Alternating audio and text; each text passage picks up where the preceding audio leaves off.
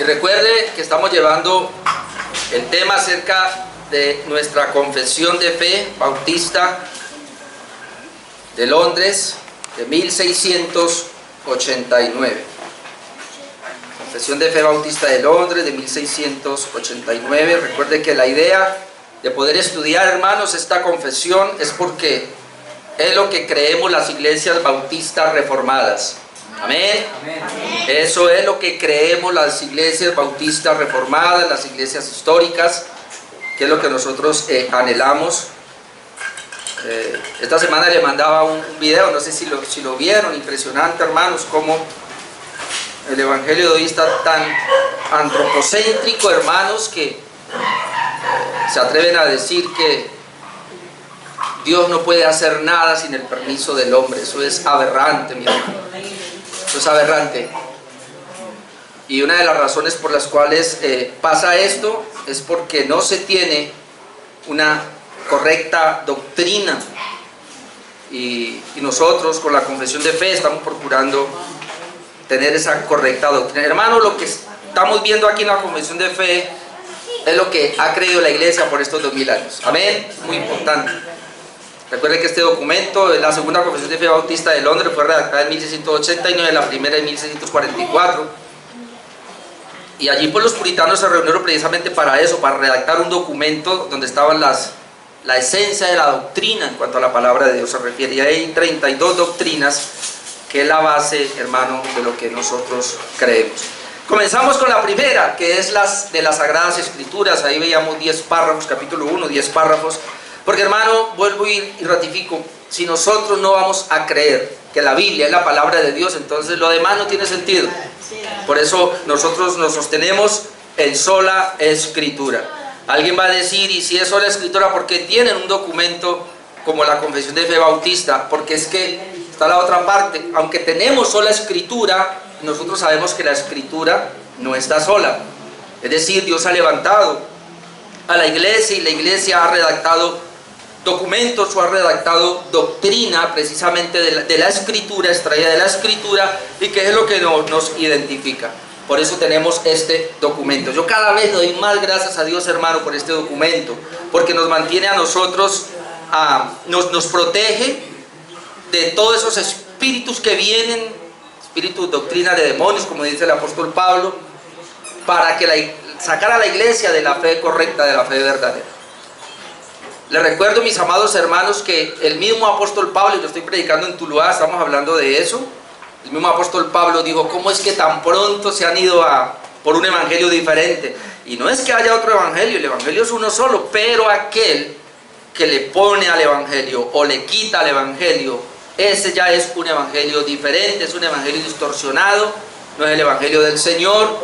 Y yo dudo, hermanos, que ese evangelio salve. Yo dudo que ese evangelio salve. Entonces vimos doctrina número 1 de las Sagradas Escrituras. Hermana, por favor, les pido, hermanas, por favor.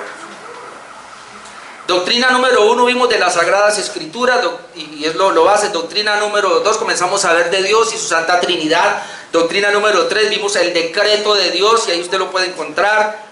Doctrina número 4, la creación. Todo viene en un orden lógico muy precioso. La creación de Dios. Luego, doctrina número 5 de la divina providencia. Como todos creemos que Dios es el creador de todo, pero el que sustenta todo. Amén. Hermano, Dios creó al hombre, pero el hombre depende de Dios. Dios no depende del hombre. Muy importante. Doctrina número 6, llegamos entonces a ver cómo el hombre cayó en pecado. La depravación total del hombre, veíamos, y que el hombre requiere entonces una salvación, porque el hombre va rumbo al infierno a menos que Dios intervenga y lo rescate. Y ahí es donde entramos a ver el capítulo número 7, que es del pacto de Dios, y estamos mirando el pacto de Dios. Les dije hace 8 días, este tema del pacto no es fácil. No es fácil porque nosotros venimos de una teología dispensacional. Yo caminé por más de 20 años siendo dispensacionalista, creía en las 7 dispensaciones, pero gracias a Dios hace más de 9 años que Dios me permitió conocer el pacto, y ahora ya somos una iglesia pactual. Y estamos hablando, y este capítulo número 7, aunque no se explaya porque tiene apenas 3 párrafos, nos va a hablar un poquitico acerca del pacto, entender el pacto. Decíamos hace 8 días que hay 3 pactos, ¿no? Está el pacto eterno de redención, o que se llama también el pacto intratrinitario, es decir, es un pacto que Dios hizo en la Trinidad. Él hizo ese pacto. Luego vemos el pacto de obras, que es el pacto que Dios hace con el primer hombre, el primer Adán, que es el representante de toda la humanidad, pero este Adán cayó. Este Adán falló frente a ese pacto de obras. Entonces Dios tiene que ver ese pacto eterno de redención, lo va a poner a funcionar, pero lo pone a funcionar en algo que se llama el pacto de gracia. Y el pacto de gracia se va a manifestar, hermanos, en sombras, y cada día va a ser más claras esas sombras, hasta que llega el nuevo pacto. Y en el nuevo pacto es que se establece ese pacto de gracia, que a la larga viene a ser el pacto eterno de redención. Yo sé que eso es complicado, pero el pacto de gracia, hermanos, veíamos hace 8 días, arrancó en Génesis 3:15, cuando Dios le promete a Adán, que pecó, de la simiente iba a levantar el Redentor. Luego tenemos el pacto con Noé. Veíamos hace 8 días que ese pacto con Noé lo que nos enseña es que hay una preservación de vida, es decir, aunque Dios acaba con la humanidad, pero deja una familia. ¿Y por qué? Esa familia la deja precisamente por la simiente. No podía cortar, tenía que dejar, porque le promete a Adán y a Eva, en tu simiente. De tu simiente la simiente iba a coger a la culebra y la iba a destruir. Pero luego hace un pacto con Abraham, y ese pacto con Abraham que le dice: en tu simiente serán benditas todas las naciones de la tierra. Y aquí tengo que hacer un paréntesis, hermano. Ese pacto con Abraham, aunque tuvo que ver con Abraham y el pueblo de Israel, y tuvo que ver con bendiciones materiales, pero a todas las naciones son bendiciones espirituales. Y dice Gálatas: y en tu simiente, y esa simiente es Cristo. Así que la bendición para todas las naciones no son materiales, son espirituales, es salvación, perdón de pecados. En tu simiente era que el Señor iba a redimir a su pueblo, a su iglesia, como lo ha hecho con nosotros. Y ahí está el pacto de gracia que se está apenas vislumbrando. Luego viene el pacto mosaico, que tiene que ver en el monte Sinaí, y el Señor le da las tablas de la ley. Pero decíamos que el problema que tuvo Israel es que puso confianza en esa ley cuando realmente no era así. La idea de la ley era para que el hombre viera cuán pecador era, cuánto él había quebrantado la ley de Dios, y de tal manera, cuando el Señor le da también los sacrificios, era que cuando ellos se veían tan pecadores por quebrantar la ley, llevaran un cordero, lo ofrecieran en sacrificio, pero ese cordero tipificaba el verdadero cordero, que es nuestro Señor Jesucristo. Así que ahí está el pacto, hermanos, lo puede ver. Luego hay una promesa del nuevo pacto que lo vamos a ver ahora, hasta que se establece el nuevo pacto. Hermano, cuando el Señor aquella noche toma el pan y toma la copa, dice: esta es mi nuevo pacto, es la sangre del nuevo pacto. Es decir, Jesús entonces establece el nuevo pacto. El nuevo pacto es el cumplimiento del pacto de gracia que el Señor había realizado, o en este caso había decretado mejor, en el pacto eterno de redención, o el pacto intratrinitario. Sé que todo esto son conceptos teológicos, pero es bueno irlo manejando para que podamos ver esa parte. Así que hace 8 días veíamos el párrafo 1, la necesidad de que Dios trate al hombre por medio de un pacto especial, o la necesidad del pacto de gracia. Hoy vamos a ver párrafo 2 nomás, que serían las características esenciales del pacto de Dios. Características esenciales del pacto de Dios. Y ahí vamos a ver, ahí hay 3 secciones, así que permítame, yo leo ese párrafo número 2. Párrafo número 2 del capítulo 7 del pacto de Dios dice así: además, es decir, lo que ya había dicho, pero además, habiéndose el hombre acarreado la maldición de la ley por su caída, agradó al Señor hacer un pacto de gracia, en el que gratuitamente ofrece a los pecadores vida y salvación por Jesucristo, requiriéndole la fe en Él para que puedan ser salvos, y prometiendo dar su Espíritu Santo a todos aquellos que son ordenados para vida eterna, a fin de darle disposición y capacidad para creer. Aquí nos va a describir las características de ese pacto, lo que es esencial para el pacto. Otra pregunta sería, entonces, si el Señor, porque veíamos hace 8 días que Dios solamente obra a través de pactos. Dios solamente se manifiesta al hombre por medio de pactos, pero hago otro paréntesis: no es el pacto que hoy día enseñan muchos pastores, que haga un pacto con Dios, que no estamos hablando de eso.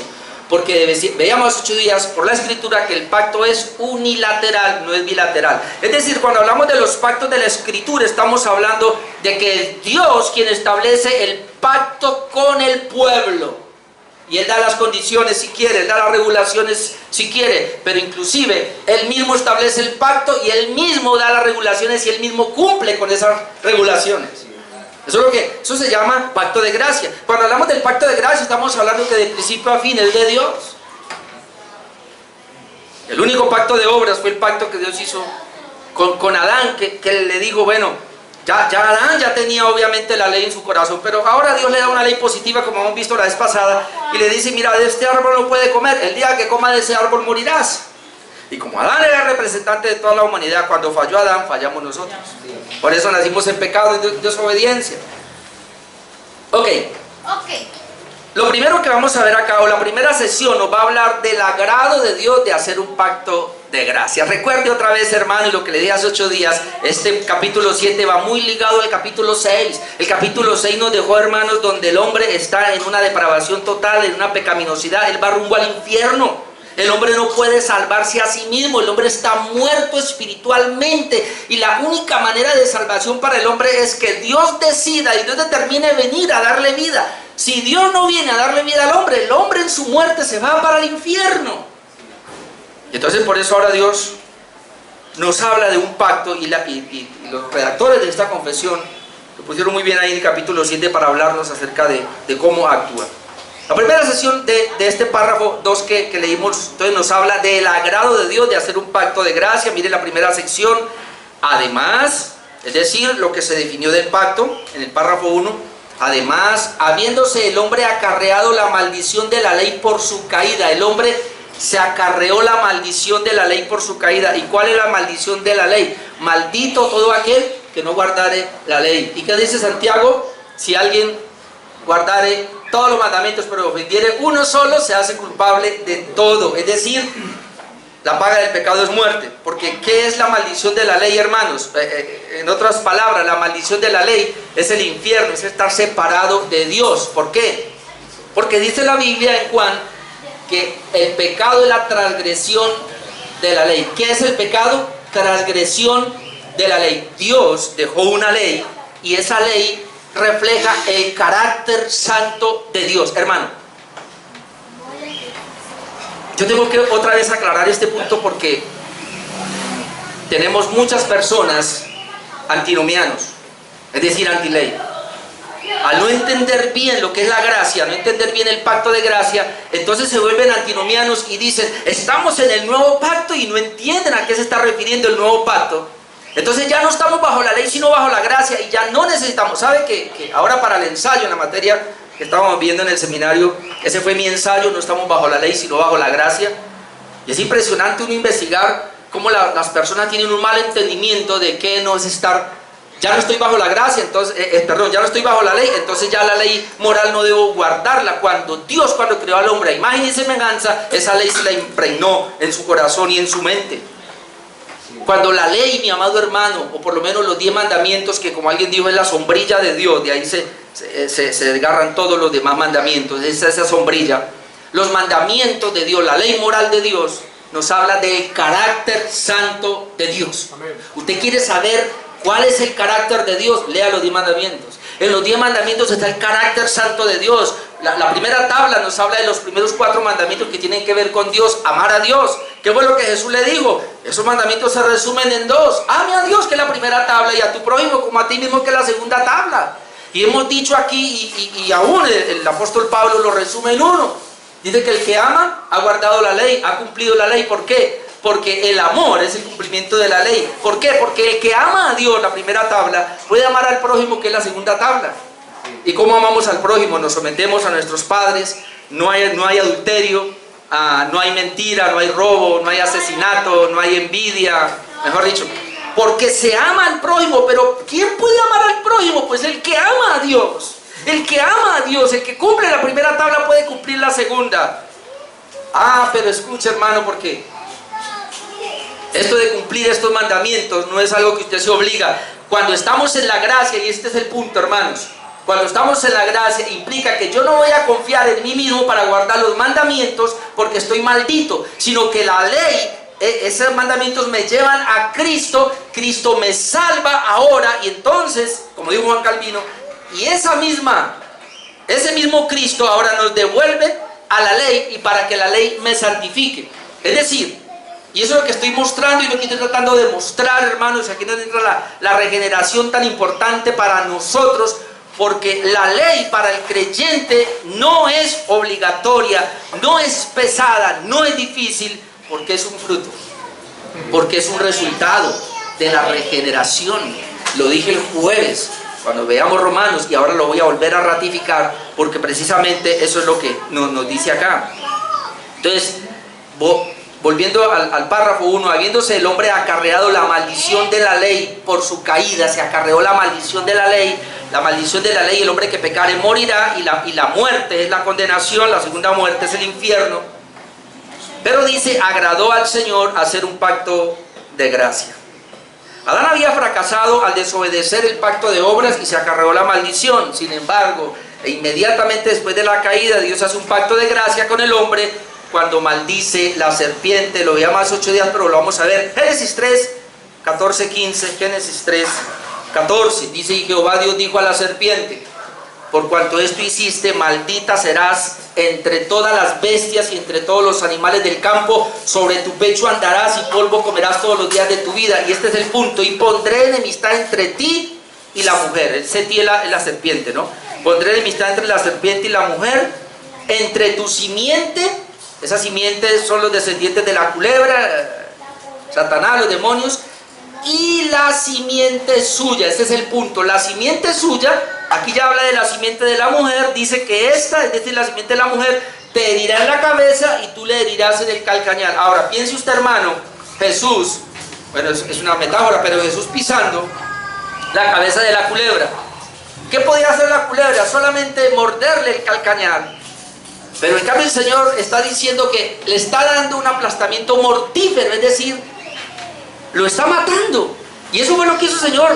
La simiente de la mujer, que ahí comenzó a hablar de Cristo, de ahí donde sacamos el protoevangelio. La palabra proto es primero. El primer evangelio se encuentra en Génesis 3:15, la promesa de un redentor, es la promesa de un salvador, que ese salvador iba a venir a acabar con la serpiente. ¿Y por qué con la serpiente? Porque la serpiente es tipología de Satanás, es tipología del humanismo. ¿Quién fue el primer humanista? ¿Quién fue el primero que trató de que consiguiera las cosas fuera de Dios? La culebra, la serpiente. Lo hizo con Adán, luego lo hizo con Caín, y de ahí en adelante sigue la religión antropocéntrica, la religión humanista. Cuando Dios da una orden y le dice a Adán, si come de ese árbol morirá, viene la culebra, viene Satanás y le dice, no, con que Dios os ha dicho, puso en tela de juicio la palabra del Señor, hermano. Por eso tú y yo debemos ser celosos de la palabra de Dios. Tú y yo debemos estudiar la palabra de Dios, porque el diablo va a venir a decirle con que Dios ha dicho. Y cuando usted tiene la escritura y la está leyendo, va a venir el diablo y le va a decir con que Dios ha dicho. ¿Para qué? Para que ponga su confianza en sí mismo. Cuando el hombre pone la confianza en sí mismo, la está poniendo en el diablo, porque lo está sacando de Dios. Entonces, en ese protoevangelio, o el evangelio prometido, allí Dios hace un pacto de gracia, y a ese pacto de gracia se le llama también el pacto eterno, y de ahí salimos. Hebreos 13:20, por favor léalo. En Hebreos 13:20 leemos así: y el Dios de paz, que resucitó de los muertos a nuestro Señor Jesucristo, el gran pastor de las ovejas, aquí está, por la sangre del pacto eterno. Por la sangre del pacto eterno. Ahora, ¿por qué se le llama pacto eterno al pacto de Cristo? El pacto que el Señor viene y cumple. Es bien impresionante, ¿no? De simiente prometida, y luego cada pacto comienza a hablar más y más de esa simiente prometida, hasta que esa simiente prometida viene y se encarna, que es nuestro Señor Jesucristo. Y esa simiente prometida, que Jesucristo muere en la cruz, derrama su sangre, y por eso dice aquí Hebreos, la sangre del pacto eterno. ¿Pero por qué es pacto eterno? Porque ese es el pacto eterno de redención. Ese pacto fue hecho en la eternidad. La Biblia textual dice, y el Dios de paz el cual en virtud de la sangre del pacto eterno vuelve a hablar, la sangre del pacto eterno. Entonces es bien interesante esa parte allí como la menciona. Luego Dios los va a hacer volver al paraíso de donde fueron expulsados debido al pecado, ¿no? Y esto es bien impresionante y todos tenemos esa imagen. Cuando Adán y Eva pecan, es decir, si Dios le promete a Adán y a Eva un redentor, iba a venir el Mesías, iba a venir un Salvador, pero ellos no podían seguir así. El Señor los tiene que expulsar del huerto del Edén. Y es impresionante cuando yo leo allí en Génesis 3, 20, 21, que luego dice que el Señor pone unos serafines y pone una espada desenvainada para guardar el camino al árbol de la vida. ¿Por qué? Porque hasta que no viniera el Mesías, la simiente, y muriera en esa cruz, nadie tenía acceso, nadie podía entrar a la presencia de Dios o a ese paraíso, nadie podía, sino que el único medio era a través de Jesucristo. Y entonces esa es la razón por la cual el Señor lo promete, y voy a ver cómo hago estos enlaces aquí, hermanos. Mire lo que dice Ezequiel 36, 25 al 28. Y no se asuste si soy reiterativo en los mismos versículos, pero es que, hermanos, esta es la clave. Si usted ha estado conmigo en el último Evangelio Express que yo enseñé, me salieron 25 mini mensajes. Yo precisamente comencé tocando Ezequiel 36, hermano, porque es muy importante para entender lo que las personas que van a ser parte del pacto de gracia. Dice aquí Ezequiel 36, 25, esparciré, y yo subrayé la palabra que es Dios el que está actuando, es Dios el que va a esparcir sobre vosotros agua limpia. Ya hemos sabido por el Nuevo Testamento que agua limpia se refiere a la palabra de Dios. Seréis limpiados de todas vuestras inmundicias, de todos vuestros ídolos, otra vez os limpiaré. Es Dios el que esparce el agua, es decir, es Dios el que trae el Evangelio, es Dios el que trae la palabra. Es Dios el que limpia. Luego dice 26, os daré corazón nuevo. Es Dios el que da el corazón nuevo. Pondré espíritu nuevo dentro de vosotros. Es Dios el que pone el espíritu nuevo. Quitaré de vuestra carne el corazón de piedra. Eso lo veíamos el jueves. Quitaré. Es Dios el que quita ese corazón de piedra. Os daré. Es Dios el que da un corazón nuevo. 27, pondré dentro de vosotros mi espíritu. ¿Quién es el que pone el espíritu? Es Dios, pero lo pone en el corazón nuevo. Y luego dice, y haré. Mire, y haré que andéis en mis estatutos, guardéis mi precepto, los pongáis por obra. Y luego la promesa, y habitaréis. Ahora sí nosotros podemos habitar después de la obra de Dios en la tierra que di a vuestros padres, y vosotros me seréis por pueblo y yo seré a vosotros por Dios. Aquí está la promesa, hermanos, de lo que implica el nuevo pacto. Ese pacto intratrinitario que se ha venido ahora dando a conocer por los diferentes pactos de gracia, que creo que entre 8 días voy a ampliar un poquito ese tema también. Es prometido ahora la simiente que va a venir. Esa simiente es la que va a ser, a través de esa simiente se va a hacer el trabajo de acceso otra vez a recuperar la entrada de lo que Adán había perdido, el primer Adán. Pero es una obra de Dios, hermano, y esto es muy importante que lo entendamos. Se llama pacto de gracia porque es una obra de Dios de principio a fin. Yo no sé si usted lo notó aquí, pero Dios esparce el agua. Es lo primero que Él hace, hermano, porque las personas, todos nosotros estábamos muertos espiritualmente. Las personas que no han sido regeneradas o que no han nacido de nuevo están muertos espiritualmente. Entonces la pregunta es, ¿cómo entonces van a vivir espiritualmente? Es Dios el que lo va a hacer, pero Él lo hace primero esparciendo el agua limpia.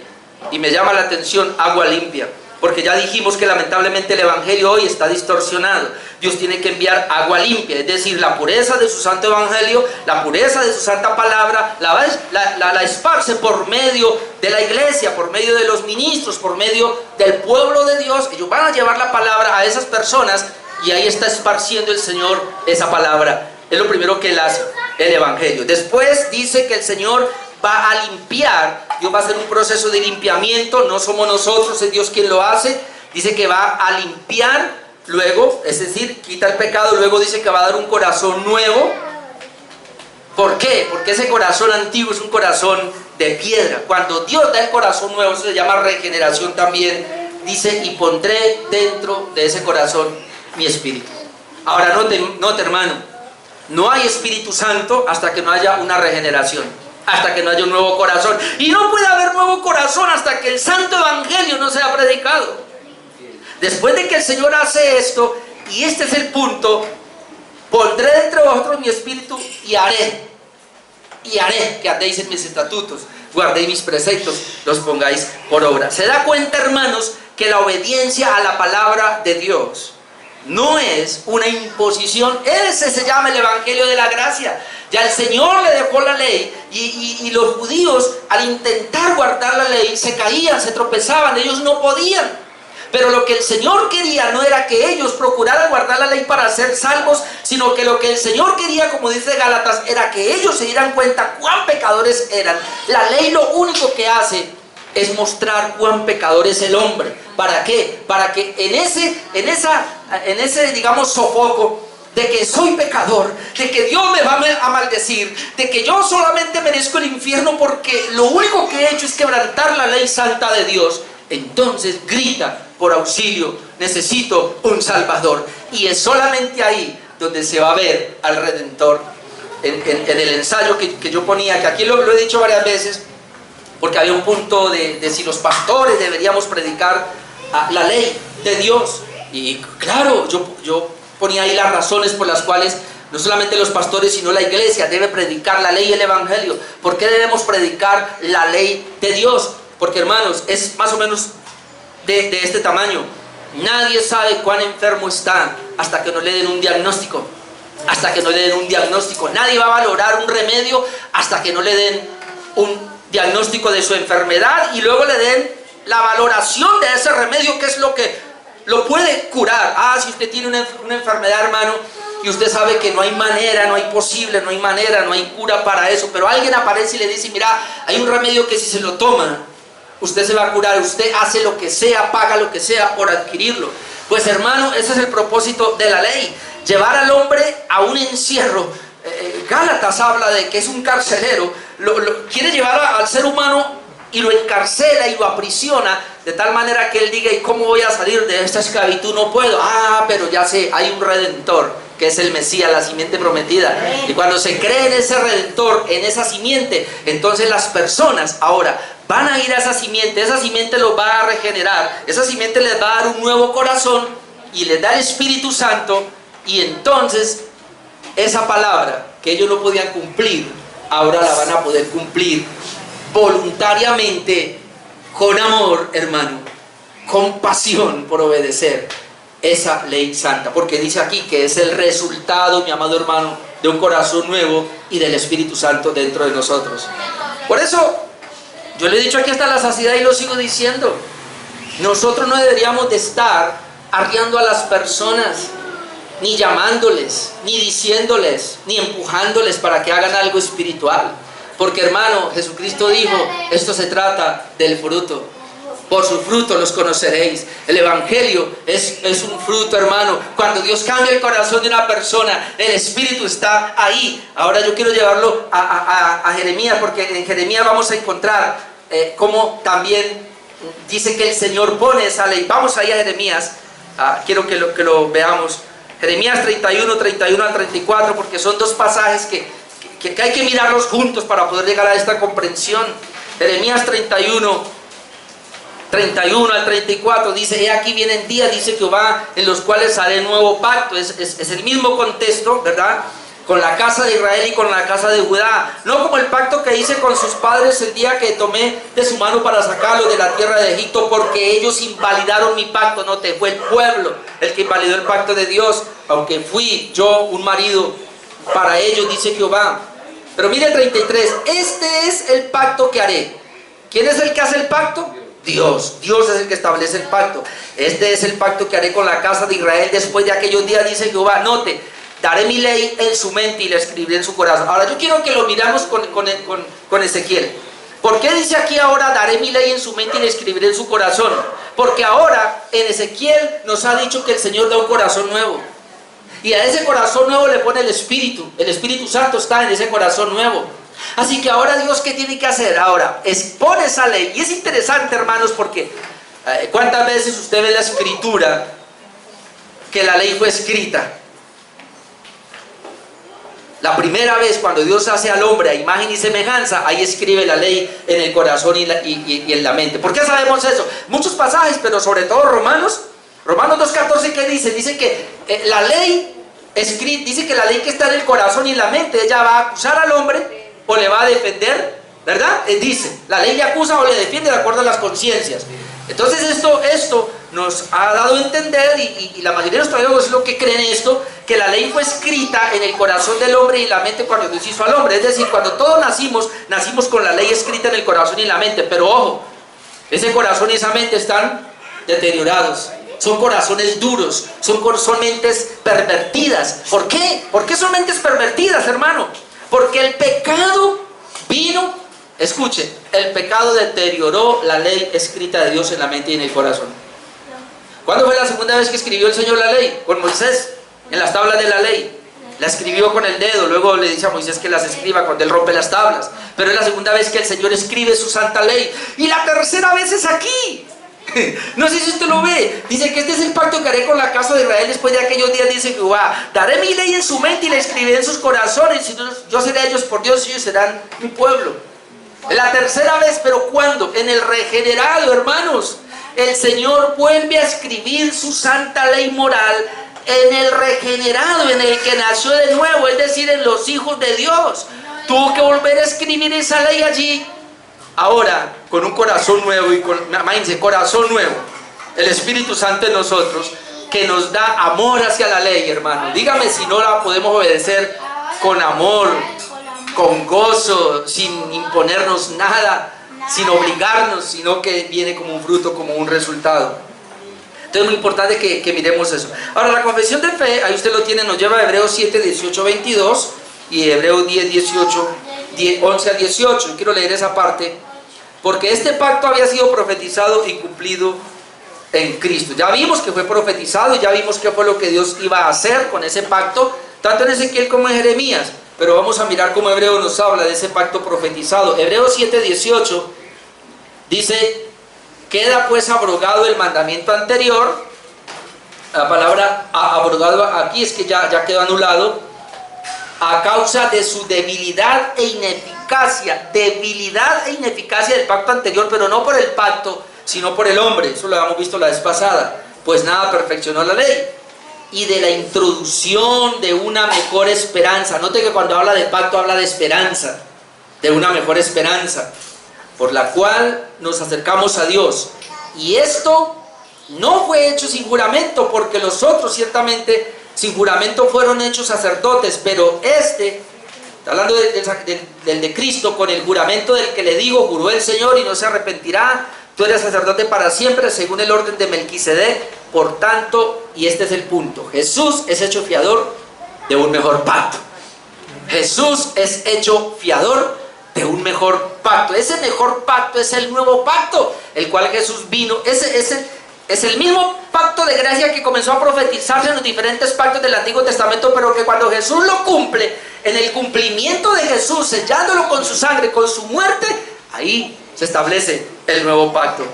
Por eso Jesús es fiador. Esa palabra fiador, hermano, es impresionante, porque lo que quiere decir es que usted ahora, como dice Pablo, ya no tiene ninguna condenación, ya no hay quien te condene, porque yo tengo un fiador que me hizo entrar en su nuevo pacto. No hay condenación, hermano, porque nosotros hemos entrado a un nuevo pacto, no por ti, no por mí, sino por Él. Él lo hizo por nosotros. Claro, hubo fe y arrepentimiento, pero ahora vamos a ver eso. Hebreos 10, 11 al 18 también nos habla y nos dice lo siguiente. Hebreos 10, 11 al 18. Y ciertamente todo sacerdote está día tras día ministrando y ofreciendo muchas veces los mismos sacrificios que nunca pueden quitar los pecados. Pero Cristo, este es el Mesías, habiendo ofrecido una vez para siempre, ¿cuántos sacrificios? Uno solo, un solo sacrificio por los pecados, se ha sentado a la diestra de Dios. No, hermano, el contraste. En el Antiguo Testamento muchos sacrificios y nunca quitaron los pecados. En el Nuevo Pacto, uno solo y quitó todos los pecados, pasados, presentes y futuros. Con un solo pacto el Señor lo arregló. ¿Y cómo somos salvos ahora? Por la fe en ese pacto. Eso es lo que vamos a ver ahora. Dice, con un solo sacrificio por los pecados se ha sentado a la diestra de Dios. Esa palabra sentado es reposo, se sentó a reposar. De ahí en adelante esperando hasta que sus enemigos sean puestos por estrado de sus pies. Y note el 14, porque con una sola ofrenda, no se necesitan más, una sola ofrenda, hizo perfectos para siempre a los santificados. Ya hemos aclarado el punto, aquí está hablando de justificación.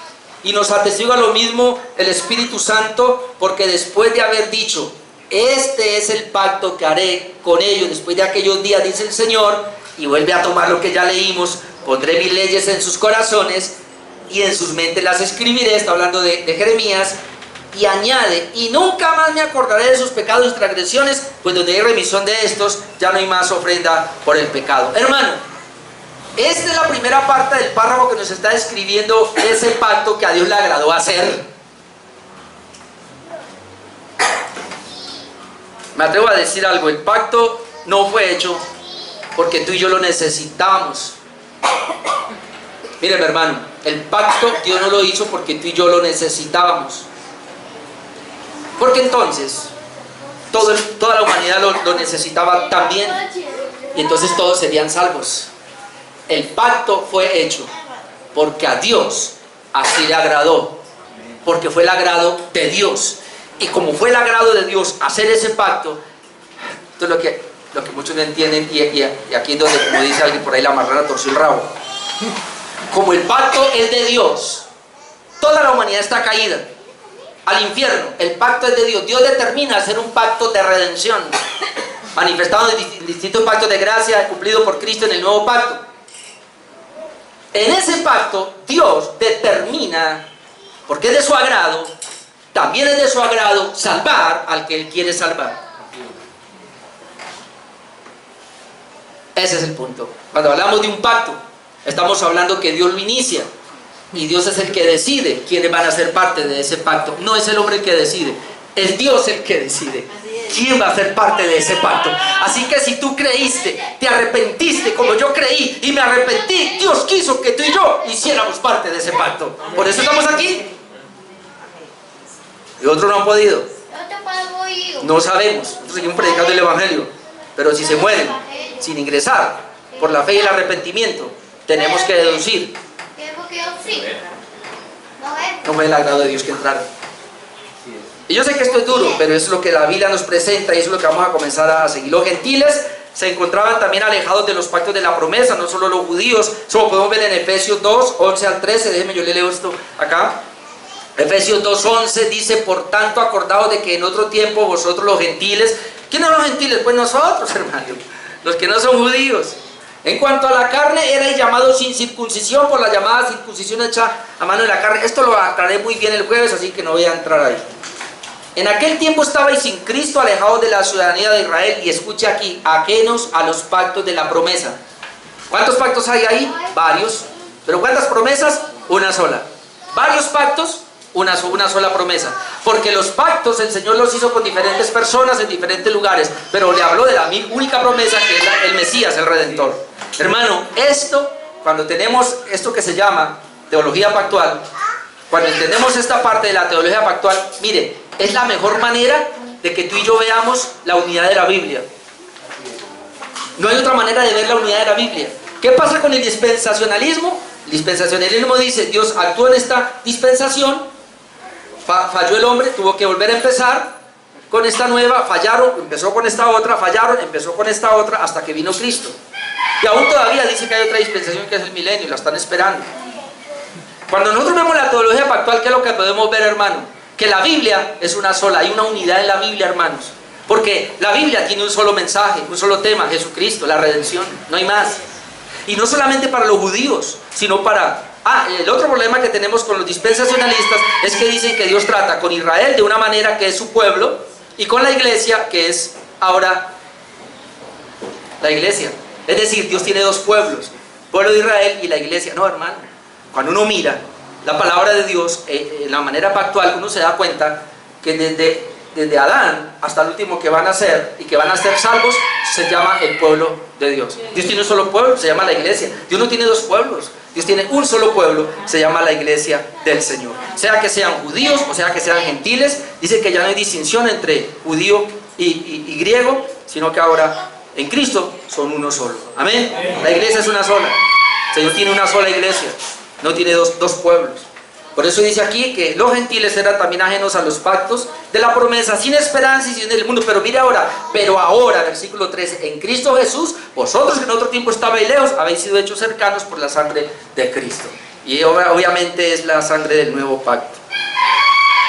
A este pacto también se entra única y exclusivamente por la fe, aunque yo lo voy a aclarar ahora, más adelante, que el tiempo siempre es mi enemigo, pero brevemente le voy a mencionar Romanos 4, 13, 17, Gálatas 3, 18 al 22, que están ahí en la confesión.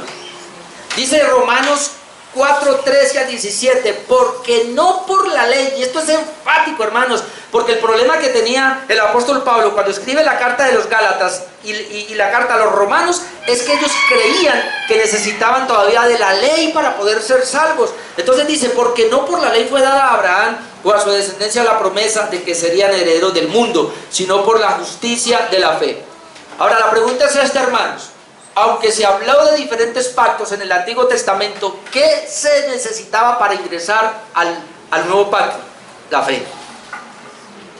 Nunca fue la obra humana, porque muchos ahí es donde entran en conflicto y dicen, no, es que Israel la salvación era por obras, porque tenía que cumplir la ley. No, hermano. Siempre fue por gracia, siempre fue por medio de la fe. Entonces, ¿por qué la mayoría de los israelitas se fueron al infierno y no pasaron? Porque cuando estos israelitas llevaban el cordero para el sacrificio, ellos no tenían fe, es decir, ellos lo hacían ritualmente y no podían ver en ese cordero o en ese chivo expiatorio, no podían ver a Cristo. Pero aquellos israelitas verdaderos que creían en el Mesías, que ellos tenían, digámoslo de esa manera, aunque no estaba el concepto, pero tenían la teología pactual, ellos sabían, hay un Mesías que va a venir.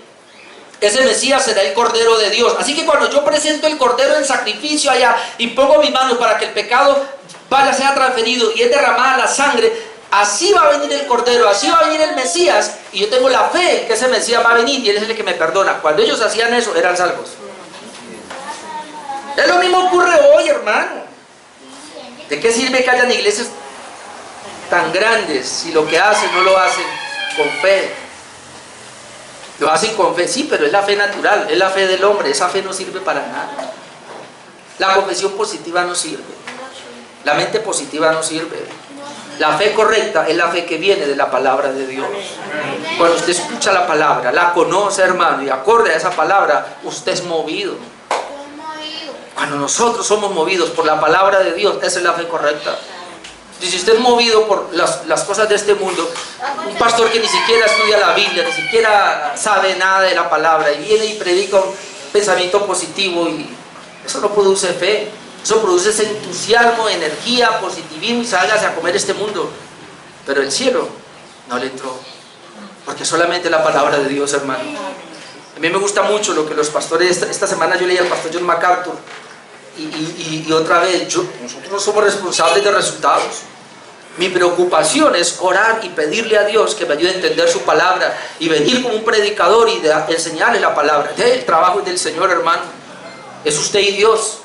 Dios trabaja en su corazón y usted comienza a desarrollar la fe que Dios le da a través de la palabra. Y ese es un creyente verdadero. No es imposición, otra vez el resultado. Mire lo que dice Gálatas 3:18. Porque si la herencia es por la ley, ya no es por la promesa, pero Dios lo concedió a Abraham mediante la promesa. Entonces, ¿para qué sirve la ley? Ya fue añadida a causa de las transgresiones, hasta que viniese la simiente a quien fue hecha la promesa. Y luego termina abajo diciendo, para que la promesa que es por la fe en Jesucristo fuese dada a los creyentes. Sesión número 2, porque ya el tiempo se me fue, nos habla del requerimiento para poder pertenecer al pacto. Aunque ya lo dije brevemente, pero aquí está, sigue diciendo, en el que gratuitamente ofrece a los pecadores vida y salvación por Jesucristo, requiriéndole la fe en Él para que puedan ser salvos. ¿Qué nos está diciendo? La manera de ingresar al pacto, y dice aquí, en el que gratuitamente, es Dios a través del pacto, gratuitamente ofrece a los pecadores vida y salvación.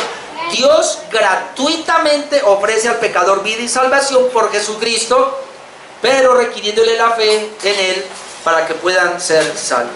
Y la confesión nos lleva a Juan 3:16, muy conocido. Dice, porque de tal manera amó Dios al mundo que ha dado a su Hijo unigénito, es decir, el pacto está en que Dios ha dado, Dios dio a su Hijo, pero con un requerimiento, para que todo aquel que en Él cree no se pierda, mas tenga vida eterna. Cuando a mí me habla de Juan 3:16 como salvación universal, yo le digo, leamos bien el contexto porque mire cómo se va cerrando. Porque de tal manera amó Dios al mundo.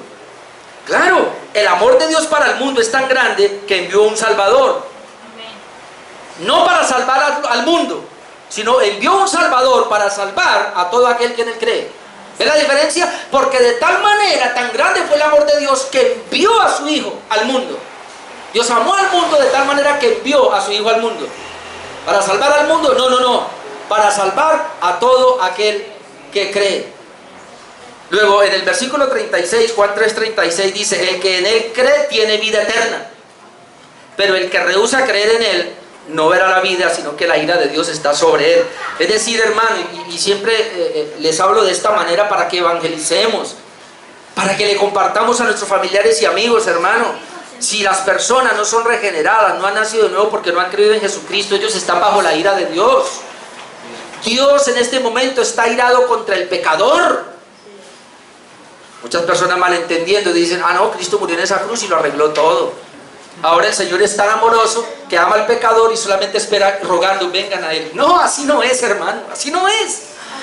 El Señor en esa cruz derramó su vida y murió por todo aquel que cree en Él. Mientras una persona no haya creído en Él, la ira de Dios está sobre los pecadores. La ira de Dios estaba sobre tu vida, sobre mi vida, pero el día que Dios nos dio la capacidad para creer en Él y creímos en Él, la ira de Dios se quitó. ¿Por qué? Por la gracia de Cristo, por la obra de Cristo, por el perdón que nos dio. Las personas solo pueden creer entonces, creer en Él de corazón y confesarlo. Son dos cosas que aquí le hemos dicho y vuelvo a repetirlo. Romanos 10, 8 al 11. Romanos 10, 8 al 11. Estamos mirando la manera para ingresar a ese pacto que es por medio de la fe. Más que dice, cerca de ti está la palabra en tu boca y en tu corazón. Hermano, esto hay que tenerlo con mucho cuidado. La palabra de Dios debe estar ¿dónde? En la boca y en el corazón. Porque luego dice, esta es la palabra de fe que predicamos, dice Pablo, que si confesares con tu boca que Jesús es el Señor, pues no se queda ahí, y creyeres en tu corazón que Dios le levantó de los muertos, serás salvo. Hay dos maneras para ser salvo ahí. Luego dice el 10, porque con el corazón se cree para justicia, pero con la boca se confiesa para salvación. Pues la Escritura dice, todo aquel que le creyere no será avergonzado. Usted está viendo que dice la Escritura, Pablo está diciendo, esta es la palabra de fe que predicamos. ¿Cuál? Que el hombre, si yo predico es porque el hombre va a oír, y cuando el hombre escuche la palabra de Dios, el hombre debe hacer dos cosas. Número uno, creer con el corazón y confesarlo con su boca. Note lo que le voy a decir, hermano. En el nuevo pacto, ¿qué es lo que Dios le da a las personas cuando el Evangelio es predicado? Un nuevo corazón. ¿Y le da qué? El Espíritu Santo, lo habíamos visto. ¿Por qué las personas ahora dicen que deben creer con el corazón? Dígame, un corazón de piedra, un corazón incircunciso, como veíamos el jueves, una persona que no es regenerada, aunque esté escuchando la palabra, voy a poner el ejemplo. Yo estoy aquí predicando la palabra de Dios. Yo sé que hay personas aquí nuevas que no son regeneradas. Yo predico la palabra de Dios. ¿Cómo yo voy a saber que Dios le cambió el corazón a esa persona? Sin embargo, yo sí me atrevo a llamar a esa persona que venga al frente y repita conmigo una oración de fe. Y luego le digo que con esa oración ya es salvo, porque él dijo, creo en Jesucristo. No, hermano, esa es la ridiculez más grande y eso es lo que está pasando hoy día en la mayoría de las iglesias, lamentablemente. ¿Quién es el que puede creer? Con el corazón se cree para salvación. Con el corazón se cree para justicia. Es decir, hasta que una persona no tenga un corazón nuevo, que el Señor se lo dio, le dio vida, y esa persona no puede entender que Cristo en la cruz murió para hacer lo justo, para perdonar los pecados, ahí esa misma persona, sin que nadie le diga, va a confesar lo que le pasó. Con el corazón se cree para justicia y con la boca se confiesa para salvación. Por eso el error más grande que cometió la iglesia hace 150 años para acá fue traer la famosa oración de fe. Porque entonces ha tenido muchas personas que comenzaron, tienen una oración de fe, pero nunca fueron regenerados. Entonces están en las iglesias y quieren guardar la palabra, quieren hacer las cosas de Dios y viven en pecado, caen, mantienen, porque son pecadores, porque no son regenerados. porque que los hace el trabajo, que lo hace, es Dios, hermano. Dios es el que cambia el corazón para que las personas puedan tener fe. Y cuando ya Dios cambia el corazón y las personas pueden tener fe, ellas confiesan para salvación. Y eso es lo que nos dice entonces la tercera sesión. Regáleme ahí, hermano, 5 minutos. La tercera parte dice lo siguiente. Dios nos dice aquí que es necesaria la regeneración para tener fe. Como ya lo expliqué, voy aquí un poco más rápido. Dice, y prometiendo dar su Espíritu Santo a todos aquellos que son ordenados para vida eterna, a fin de darles disposición y capacidad para creer. En otras palabras, le voy a explicar acá. Dice que el Señor promete dar el Espíritu Santo en el nuevo pacto a los regenerados. Pero ¿a quién se los da? A aquellos que son ordenados para vida eterna. No se los da a todos, sino a los que el Señor ordenó, es decir, a los que Dios quiso que fueran salvos o que creyeran, a fin de darle disposición y capacidad para creer. Mire, hermano, por favor, una persona inconversa, que no es regenerada, ella no tiene disponibilidad para creer, no puede creer porque está muerta espiritualmente.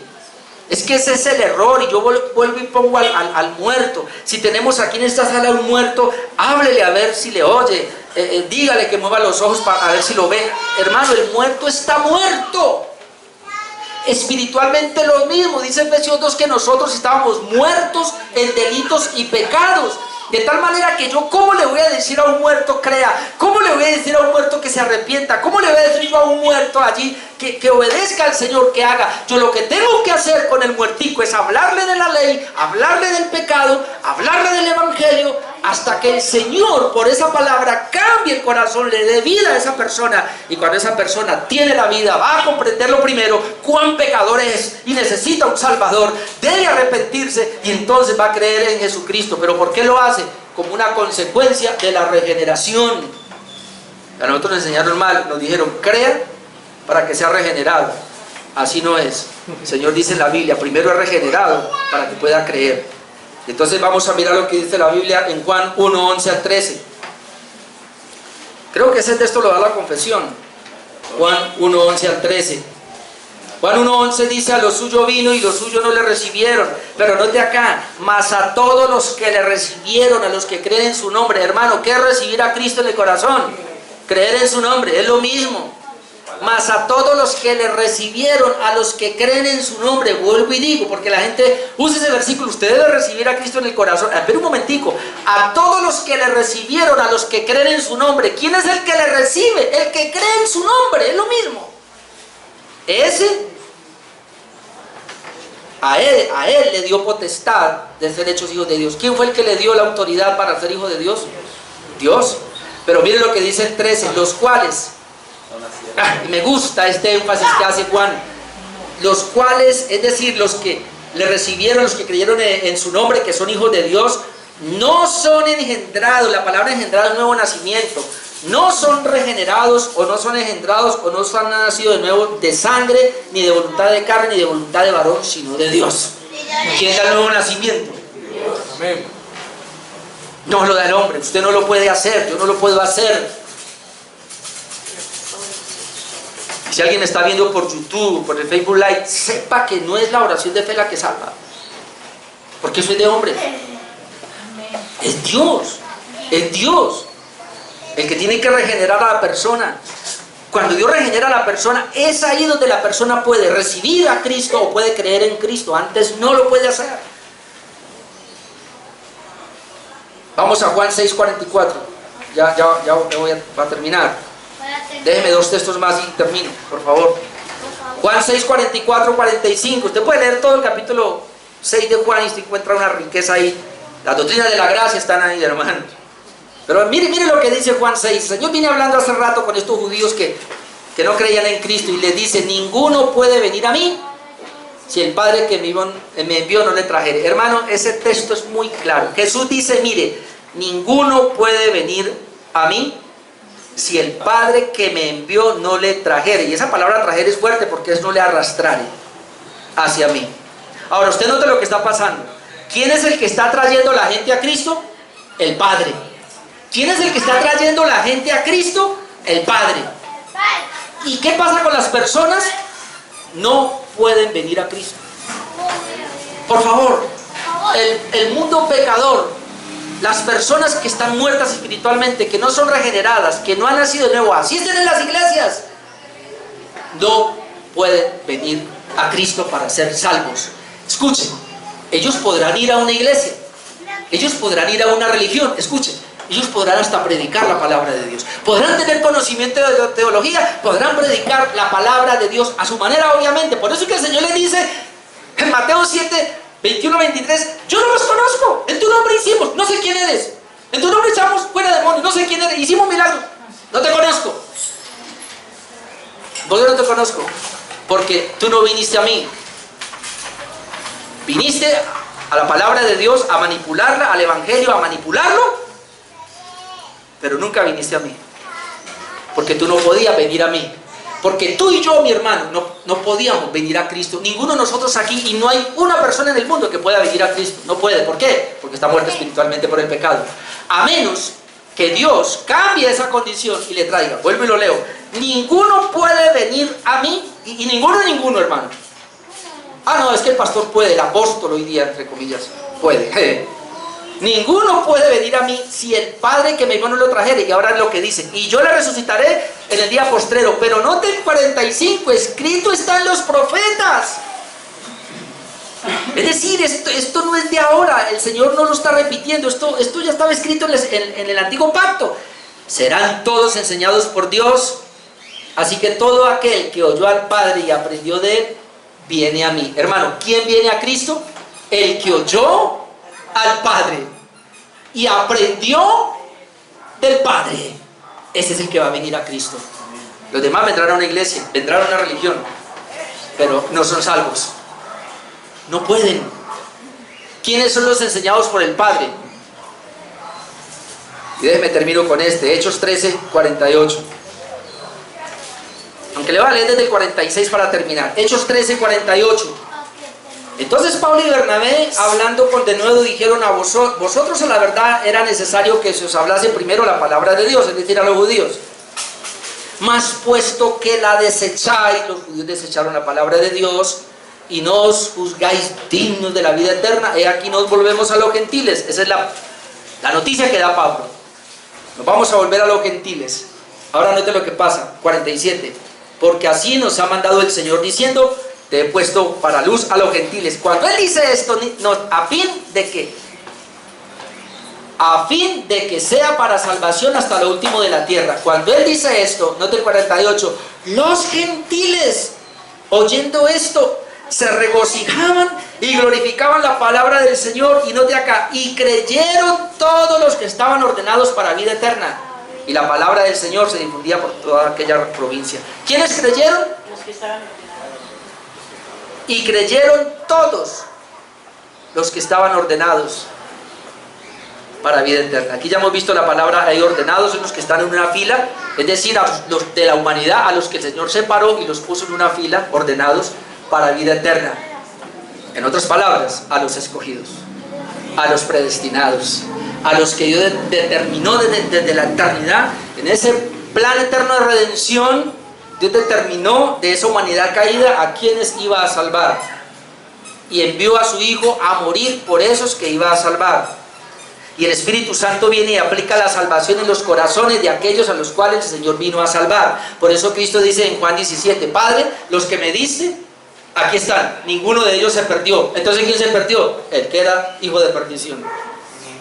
Las iglesias pueden estar llenas de personas ahora mismo, pero solamente serán salvos los que el Padre determinó salvar, aquellos a los cuales el Padre les enseñó la palabra, usando a estos siervos inútiles como somos nosotros, pero Él les enseñó la palabra, les dio un nuevo corazón, les dio el Espíritu Santo, y ahora ellos están caminando en obediencia a la palabra de Dios. Ellos se llaman su pueblo, ellos son la iglesia de Cristo, y esos son los que Él va a salvar. Los demás para el infierno, a recibir la ira de Dios.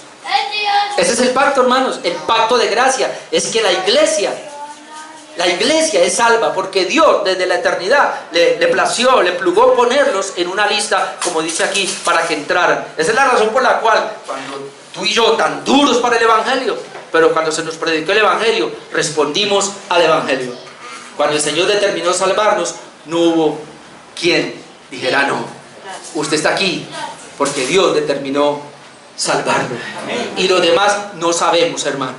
Hay que predicarles el Evangelio. El único que sabe quiénes son determinados para salvación es Dios, nadie más. Tú y yo no lo sabemos, así que ¿qué tenemos que hacer? Predicarle a todo el mundo. Pero el que va respondiendo, sabemos que ese es. Amén, porque hace parte del pacto de Dios.